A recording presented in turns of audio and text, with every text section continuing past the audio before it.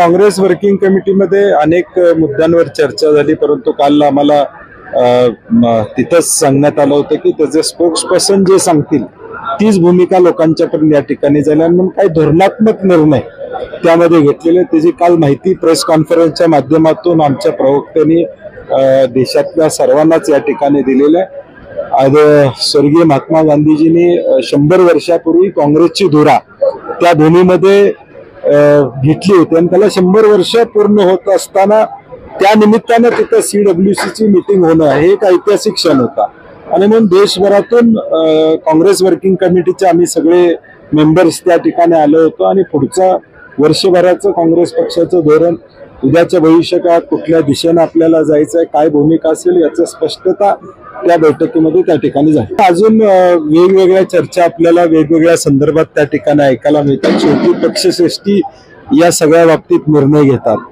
मूळतः झालेल्या विधानसभेच्या निवडणुकीनंतर त्याचं चिंतन करणं, एवढ्या मोठ्या प्रमाणात या सगळ्या गोष्टी कशा घडल्या याचा अभ्यास करणं हे आमचं सातत्यानं निवडणूक झाल्यापासून या ठिकाणी चालू आहे आणि म्हणून वेगवेगळी कारणं यामध्ये पुढे आलेले. त्याचा सध्या अभ्यास आमचा प्रदेश काँग्रेस म्हणून सगळेजण करत आहेत. सरकार सत्तेसाठी ज्या पद्धतीनं प्रयत्न केला तसं राज्याला पुढे घेऊन जाण्यासाठी प्रयत्न करते असं वाटत नाही.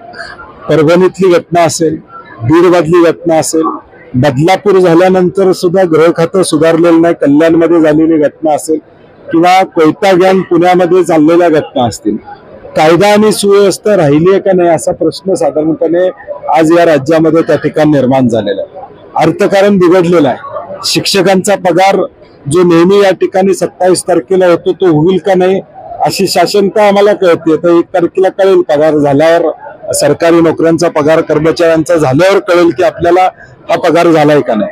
आणि म्हणून एकूणच या राज्याची अवस्था सत्तेसाठी काही पण आणि त्याचे परिणाम आता आपल्याला भोगताना पाहायला मिळते. गृहमंत्री आणि मुख्यमंत्री महोदयांनी ऑन द फ्लोर सांगितलेलं आहे की आम्ही कुणाची गय करणार आहोत.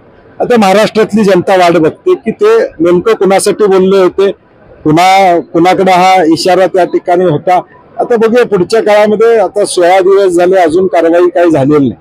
आतून किती दिवसात कारवाई होणार आहे, खरे आरोपी पकडले जाणार आहेत का, कोण पाठीमागं होतं, त्या सगळ्याचा ते शेवटपर्यंत आम्ही पोचणार, कुणालाही सोडणार नाही अशी भूमगर्जना त्यांनी केलेली आहे. सभागृहामध्ये संपूर्णपणे बीडचा विषय असेल, परभणीचा विषय असेल, राज्यातली एकूण कायदा सुव्यवस्था असेल, या सगळ्यांवर चर्चा त्या ठिकाणी झाली. परंतु सरकार म्हणून जी भूमिका घेणं अपेक्षित आहे ती त्या ठिकाणी आम्हाला दिसलेली नाही.